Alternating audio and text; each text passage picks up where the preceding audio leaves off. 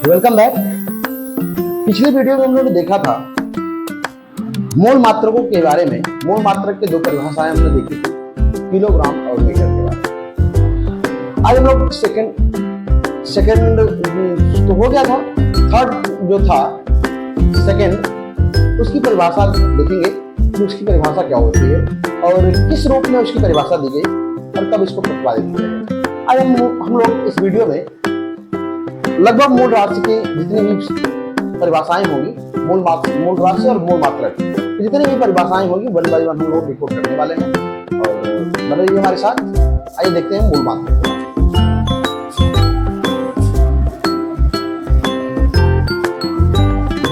मूल राशि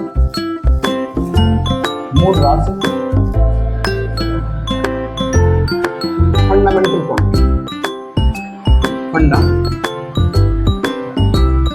quantity, fundamental quantity, मूल मात्रक,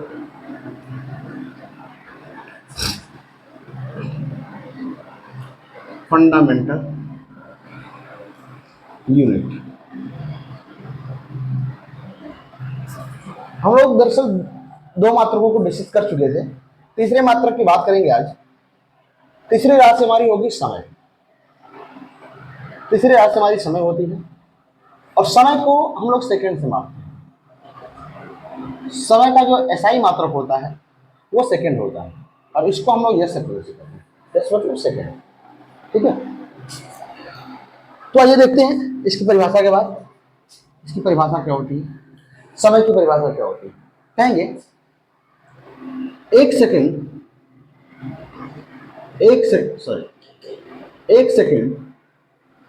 वह समयांतराल है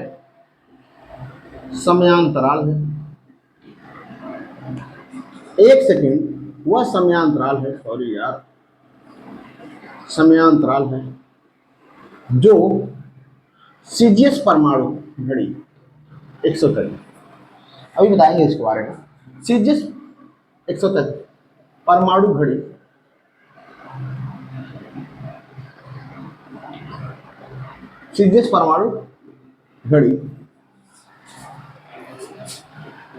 के 9,19,26,31,770 9,19,26,31,770 आवर्त कालों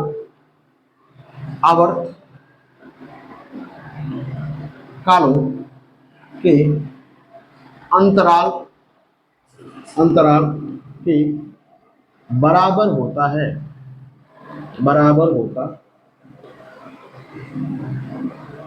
ठीक है, इसे हम लोग किससे प्रदर्शित करते हैं, ऐसे प्रदर्शित। सीजीएस परमाणु क्या होता है हम लोग जानते हैं। फर्स्ट ए समूह, पीरियोडिक टेबल में फर्स्ट ए समूह के जो तत्व होते हैं वो हमारा होता है, देखिए, हीलियम, लिथियम,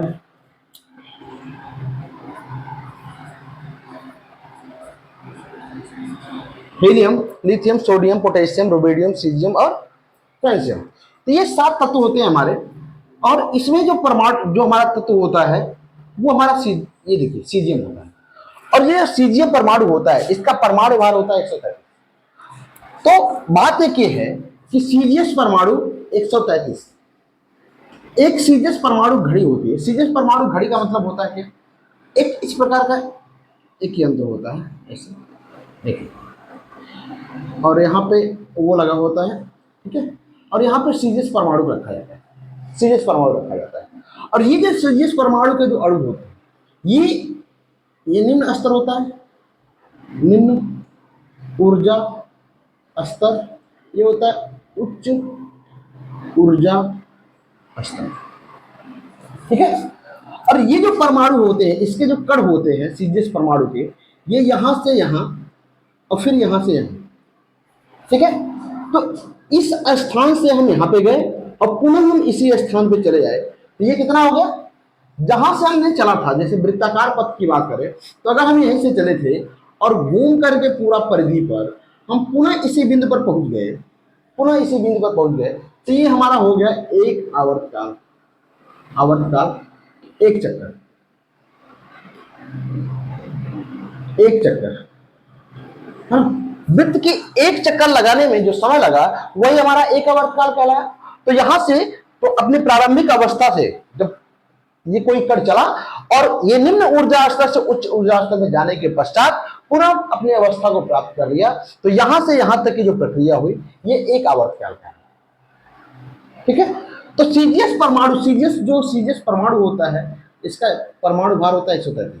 तो सीजीएस परमाणु घड़ी के अंतर्गत सीजीएस परमाणु के जो कण होते हैं वो एक सेकंड में, एक सेकंड के समयांतराल में 9 अरब 19 करोड़ 26 लाख 31,770 बार ये जो कण होते हैं इस स्थान से यहां पे और फिर यहां से यहां पे, ठीक है, 9 अरब 19 करोड़ 26 लाख 31,770 इतना कंपन करते हैं एक सेकंड के अंदर अंदर, इतनी आवर्तकाल होते हैं। तो सीजीएस परमाणु के 9 अरब 19 करोड़ 26 लाख 31,770 कंपनों के समयांतराल, आवर्तकालों के, या कंपन कह लें या आवर्तकाल कह लें, आवर्तकालों का जो समूह होता है वो हमारा एक सेकंड का समयांतराल कहलाता है। सोचिए कितनी कितनी फास्ट प्रक्रिया हो रही है, इतनी माइन्यूट कैलकुलेशन। और ये जो समयांतराल है उसे हम लोग क्या कहते हैं, एक सेकंड कहते हैं। ठीक है, आइए देखते हैं, इसके भी कुछ मात्रक होते हैं, कुछ छोटे मात्रक होते हैं, कुछ बड़े मात्रक होते हैं। ठीक है, तो ये देखते हैं छोटे मात्रकों के बारे में। समय के छोटे मात्रक, smallest unit of smallest unit of time, समय के छोटे मात्रक। क्या होता है समय के छोटे मात्रक? देखिए, पहला तो सेकंड होता है, एक सेकंड बराबर हम कहते हैं 1 सेकंड, यही हमारा हो गया, इससे रिप्रेजेंट करते हैं, ये पहला हमारा हो गया। दूसरा हो गया क्या, दूसरे की बात करेंगे, एक सेकंड बराबर मिली सेकंड और माइक्रो सेकंड। ठीक है, तो एक सेकंड बराबर 10⁻³ मिली सेकंड,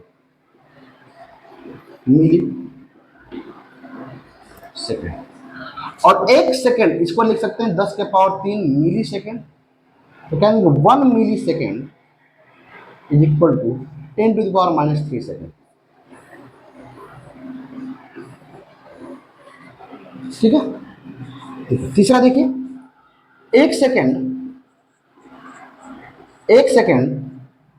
बराबर 10⁻⁶ माइक्रो सेकंड। एक सेकंड देखिए, एक सेकंड बराबर 10⁻⁻⁶ माइक्रो सेकंड। माइक्रो सेकंड को ऐसे प्रकट करते हैं म्यू से, और एक माइक्रो सेकंड बराबर 10⁻⁻⁶ सेकंड। क्या होगा? ठीक है, माइक्रो सेकंड से भी एक छोटा मात्रक होता है जिससे हम लोग कहते हैं सेक। तीसरा हो गया, चौथा कहेंगे एक सेकंड बराबर 10⁸ सेक। तो क्या देंगे, एक सेकंड बराबर 10⁸ सेक। ठीक है, तो कहते हैं 1 सेक बराबर 10⁻⁻⁸ सेकंड। ठीक है, चीज समझ में आ रही है? पांचवा देखेंगे 1 सेकंड बराबर 10⁹ नैनो सेकंड। तो कहेंगे एक सेकंड बराबर 10⁻⁻ 10⁹ नैनो सेकंड, नैनोमीटर नहीं, नैनो सेकंड। ठीक है, तो यहां पे कहेंगे 1 नैनो सेकंड, एक nanosecond is equal to 10⁻⁹ second. ठीक है, इससे एक और होता है, एक छोटा और मात्रक ले लेते हैं। 5 हो गया ना, छठवां बस ये लास्ट है। 1 second is equal to 10 to the power 12 picosecond. Picosecond देंगे 1 second is equal to 10 to the power 12 picosecond. Pico जो सेकेंड पिको सेकेंड को लिखेंगे तो इसका सिंबल स्मॉल पी होता है, ये याद है, ठीक है। स्मॉल पी से लिखते हैं ना कि कैपिटल पी से, तो कैपिटल पी से पेटा रिप्रेजेंट करते हैं, ठीक है। तो 1 picosecond is equal to 10 to the power -12 second. ये हमारे कुछ स्मॉलेस्ट यूनिट है सेकेंड के बारे में। एक सेकेंड से छोटे मात्रक क्या हो गया, millisecond, microsecond, nanosecond, picosecond. Maximum यहीं तक जाता है, नैनो सेकेंड या पिको सेकेंड, इससे ज्यादा नहीं जाता है ना। आगे आगे अगर लेना चाहे तो फेक्टर सेकेंड ले सकते हैं, एटो सेकेंड ले सकते हैं, है ना। लेकिन मिनिमम यही डिस्टेंस होती है ना, मिनिमम ये है, इससे ज्यादा नहीं, नीचे नहीं जाता, ठीक है। तो आइए कुछ बड़े बात, ये आपको समझ में आ रहा होगा 1 by 1 क्या है ना, किस तरीके से इसका कन्वर्जन हो रहा है ये भी समझ में आ रहा होगा। तो अगला हम लोग देखते हैं समय के बड़े मात्रकों के बारे में। समय के बड़े मात्रक क्या होते हैं? समय के बड़े मात्रक, समय का बड़ा मात्रा, बड़े मात्रक, बड़े मात्रक, स्मॉलेस्ट को हम लेकर बिगेस्ट, क्या कह लेंगे, biggest, biggest unit of time. अब यहां पे भी देखते हैं 1 second, 1 second is equal to 1 second, ये पहला हो गया हमारा, ठीक है। दूसरे की बात करेंगे, अब यहां में सेकेंड से बड़ा क्या होता है बताइए, तो सेकेंड से बड़ा मात्रक बताइए भाई, घड़ी में होता है ना 1 मिनट, 1 मिनट बराबर, सॉरी 1 मिनट बराबर कितना सेकेंड, 60 सेकेंड। तो 1 minute is equal to 60 second, ठीक है। अब इससे बड़ा, मिनट से बड़ा क्या होता है, घंटा। 1 घंटा, 1 घंटा बराबर कितना minute, 60 minute. 1 hour, 1 hour is equal to 60 into 60 second. तो कहते हैं 1 हावर इज इक्वल टू इसका मल्टीप्लाई कर देंगे कितना, 3600 सेकेंड। इसको चाहो तो आप ये भी लिख सकते हो 1 hour is equal to 3.6 into 10 to power 3 second. 1 घंटा बराबर ये होता है, ठीक है। अगला हमारा हो जाता है, अगला 1 घंटे से बड़ा, 1 घंटा 2 घंटा तो लिखेंगे नहीं, 4 घंटा तो लिखेंगे नहीं। अब इस घंटे से बड़ा हो जाएगा दिन, ठीक है, 1 डेज, सॉरी ये तीसरा था ना, चौथा लिखेंगे यहाँ पे, देखिए कहेंगे 1 डेज, 1 दिन बराबर कितना होता है, 24 घंटे, ठीक है। तो 1 day is equal to 24 hours into 1 घंटे में कितना मिनट, 60, और 1 मिनट में कितना सेकंड, 60 सेकंड। तो 1 day is equal to, multiply करेंगे 24 इंटू 3600, इसका जब मल्टीप्लाई करेंगे तो कितना आएगा, बोलिए 86,400 सेकंड। अच्छा एक बात तो हम भूल ही गए, ये जो परिभाषा हमने दी है समय का 1 सेकेंड, 1 सेकेंड की जो परिभाषा दी है ये आधुनिक परिभाषा है, ये जो परिभाषा है ये आधुनिक परिभाषा है, और इसका प्रतिपादन हुआ था 1967 ईस्वी, इसको 1967 ईस्वी प्रतिपादित किया गया। लेकिन उसके पहले भी तो समय था, उसके पहले भी तो सेकेंड था, है ना, समय का मात्रक सेकेंड हुआ करता था। तो 1 सेकेंड जो था, यहां पे 1 सेकेंड जो था, 1 सेकेंड की परिभाषा क्या थी, तो 1 सेकेंड की परिभाषा यहां से निकल जाती है। आइए देखते हैं इसको, देखिए 1 डे इज इक्वल टू, हम जानते हैं 1 डेज इज इक्वल टू, जानते हैं 86,400 सेकेंड। तो 1 सेकेंड बराबर हो जाएगा 1 बटे में 86,400।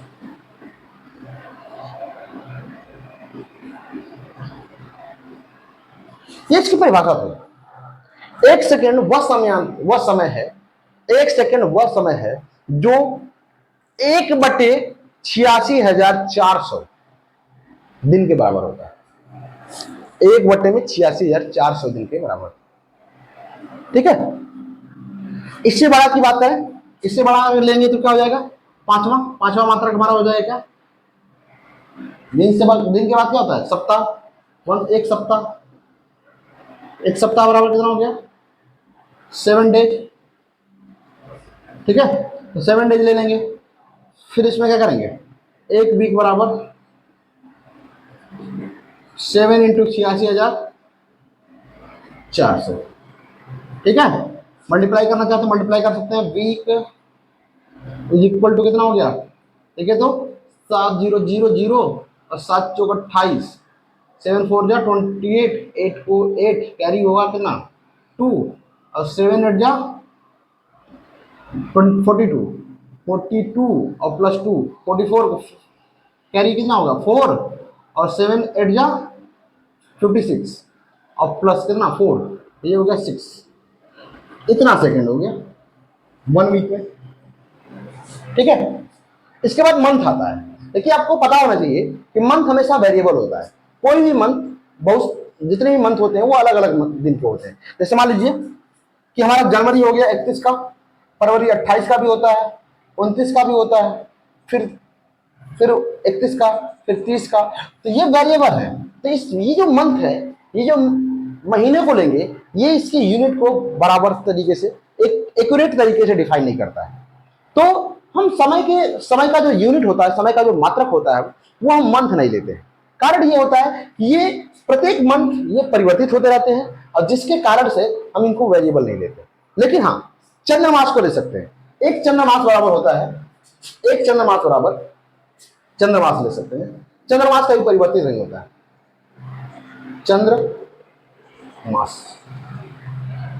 चंद्रमास होता है 27.3 डेज के लगभग बराबर होता है। ठीक है, तो ये परिवर्तित नहीं होता। तो चंद्रमास को ले सकते हैं, लेकिन जो हमारे ये अंग्रेजी महीने के कैलेंडर है, जनवरी फरवरी मार्च, इसको हम नहीं ले सकते। ठीक है, तो चंद्रमास को ले सकते हैं, ये इतना हो सकता है। इसके बाद आता है वर्ष। इसके बाद आता है वर्ष, इसको लास्ट देखेंगे, है ना।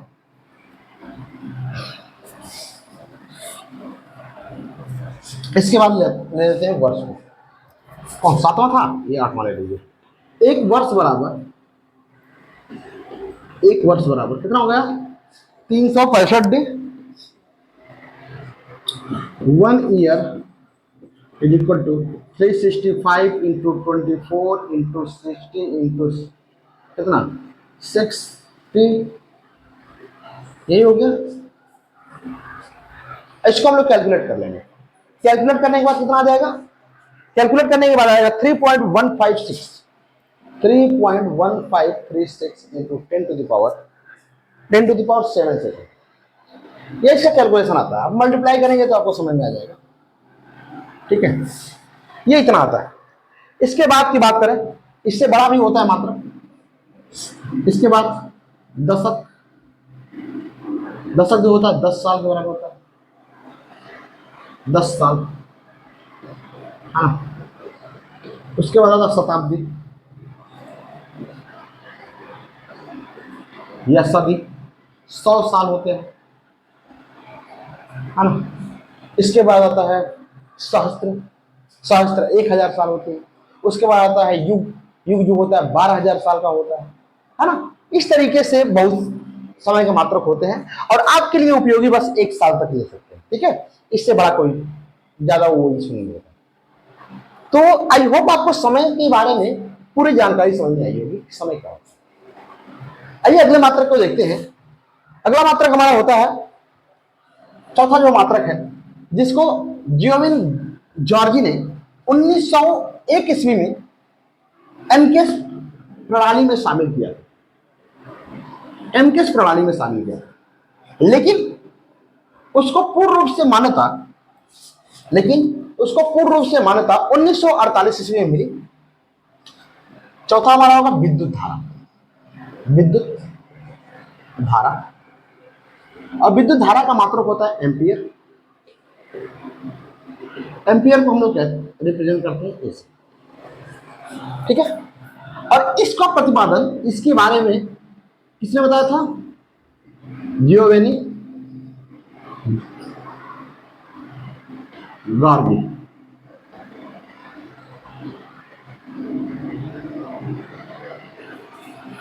1901 ईस्वी में इन्होंने बताया था, 1901 ईस्वी में। लेकिन इसको मान्यता मिली कब? 1948 ईस्वी में इसको मान्यता, ये मानक मतलब मात्रक के रूप में आए। इसकी परिभाषा लिखते हैं, एक एम्पियर, एक एम्पियर वह विद्युत धारा है, विद्युत धारा है, एक एम्पियर वह विद्युत धारा है जो निर्वात में, निर्वात को मैंने आपको बताया था पिछली वीडियो में, मैंने बता रखा है, निर्वात में रखे 1 मीटर की दूरी पर, मीटर की दूरी पर अनंत लंबाई के, अनंत लंबाई के धारावाही चालक, धारावाही चालक में बहने वाली, चालक में बहने वाली वह धारा है, वह धारा है अनंत लंबाई के, यहां पे लिखते हैं अनंत लंबाई के, अनंत लंबाई के नगण्य, नगण्य अनुप्रस्थ काट, अनुप्रस्थ ये छूट रहा था, अनुप्रस्थ काट के क्षेत्रफल, अनुप्रस्थ काट के क्षेत्रफल के धारावाही चालक में बहने वाली वह विद्युत धारा है, वह विद्युत धारा है, वह विद्युत धारा है जो प्रत्येक मीटर की दूरी पर चालक तार एक दूसरे पर, चालक तार एक दूसरे पर 2 × 10⁻⁷ न्यूटन का, -7 न्यूटन का बल आरोपित करते हैं, बल आरोपित,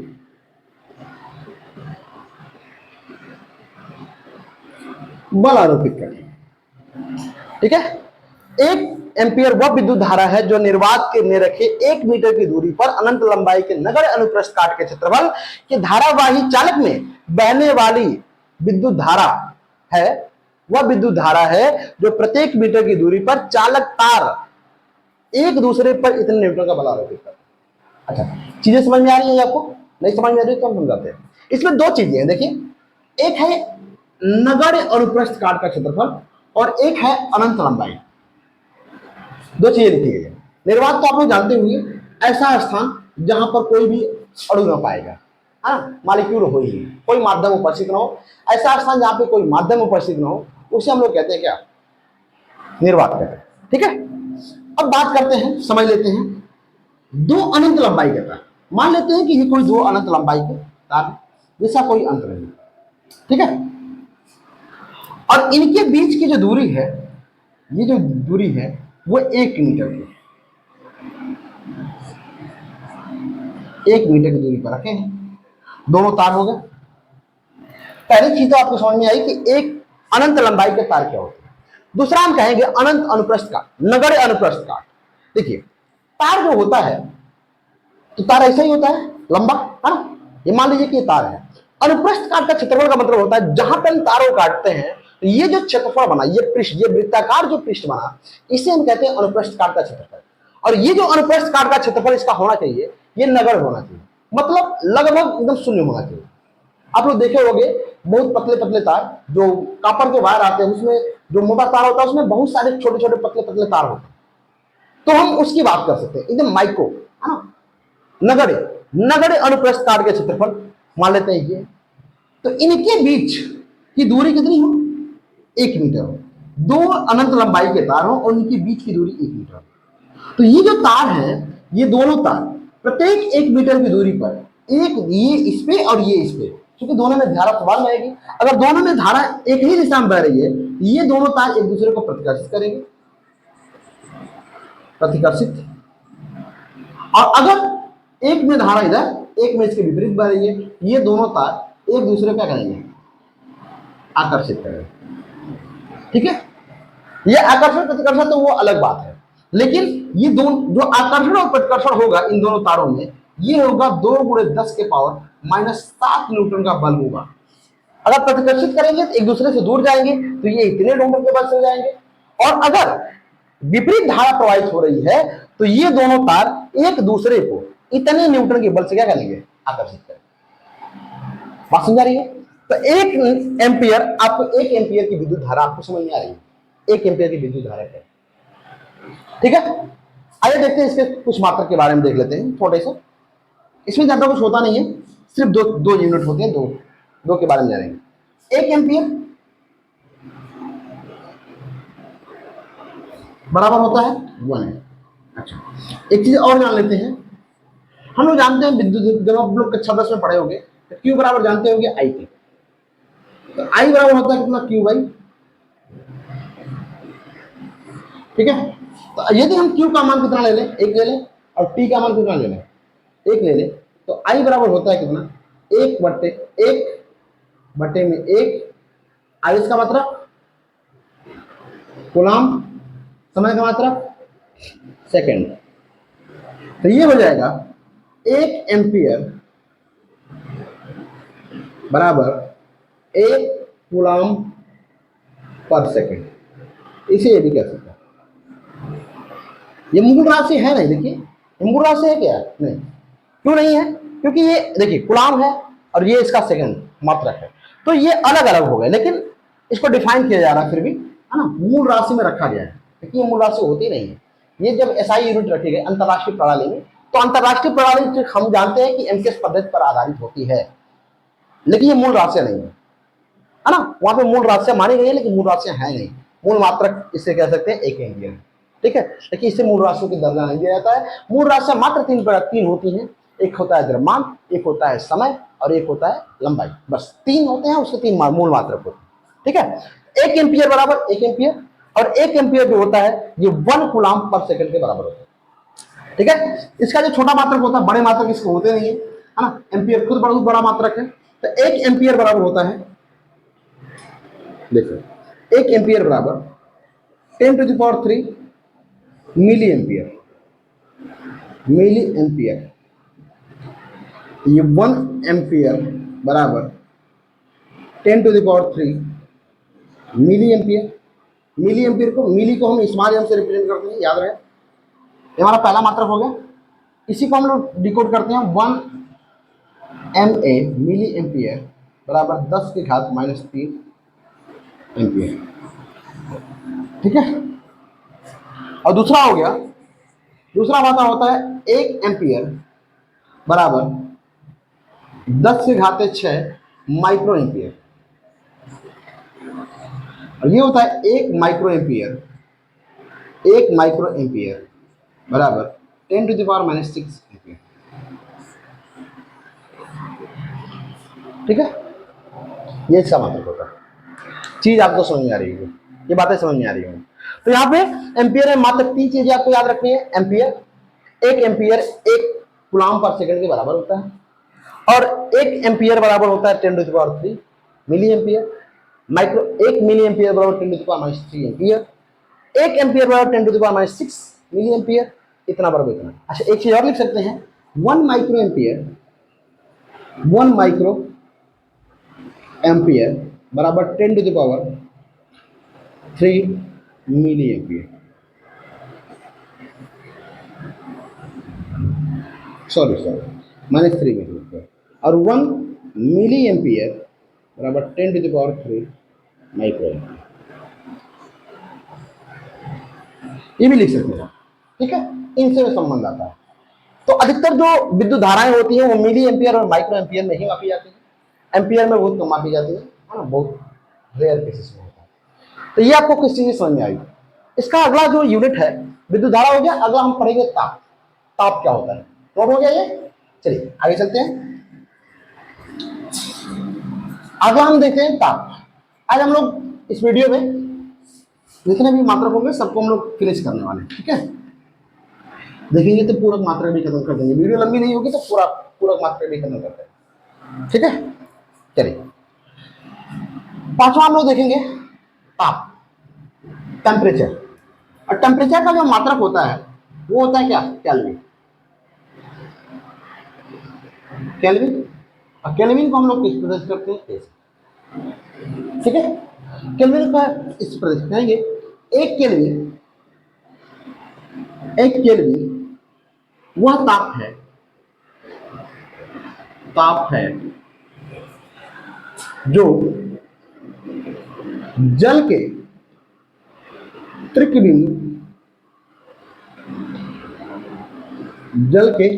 बिंदु के उष्मा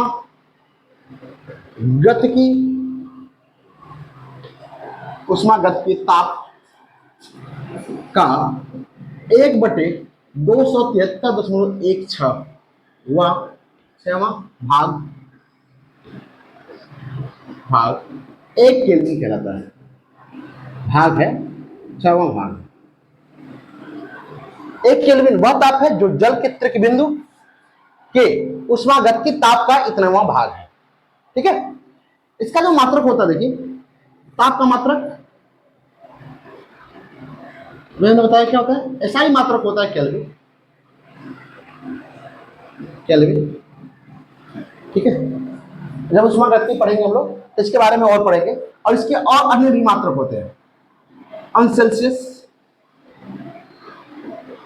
कैसे प्रयोग करते हैं, ठीक है, अनसेल्सियस, ये पहला हो गया। दूसरा हो गया, ये ऐसा ही मात्रक नहीं होते। तीसरा हो गया क्या, फारेनहाइट।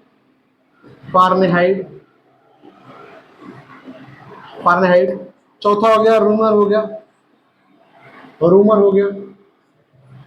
ठीक है, ये कुछ होते हैं और इनको हम लोग देखेंगे उस समय। ठीक है, जैसे आप लोग अपने बॉडी का टेम्परेचर जब नापने जाते हो, जब आपको हल्का फुल्का बुखार हो जाता है तो डॉक्टर कहता है कि अच्छा आपको जो है 106 डिग्री बुखार हो गया। वो 106 डिग्री नहीं होता है, वो होता है 106 फारेनहाइट। बॉडी का टेम्परेचर होता है 37 सेंटीग्रेड, और इसको अगर फारेनहाइट में चेंज करते हैं तो ये आ जाता है 96.6 फारेनहाइट। तो जब हमारी बॉडी का टेम्परेचर, ये इंटरनल बॉडी का टेम्परेचर होता है 96.6 फारेनहाइट। ठीक है, तो अगर हमारी बॉडी का टेम्परेचर 96.6 फारेनहाइट से ज्यादा हो जाता है तो हमारी बॉडी का टेम्परेचर बढ़ जाएगा, तो हमको ऐसा फील होने लगेगा कि हमें बुखार है ना, बॉडी हीट होने लगेगी, तो हमें बुखार का ऑब्जर्वेशन होता है। तो 106 फारेनहाइट, 110 फारेनहाइट, 100 डिग्री, तो डिग्री नहीं होता है, डिग्री तो ये होता है अनसेल्सियस की बात की है। ठीक है, तो इन सारे फार्मूलों के बारे में वन बाय वन हम लोग डिस्कस करेंगे थर्मोडायनेमिक्स में।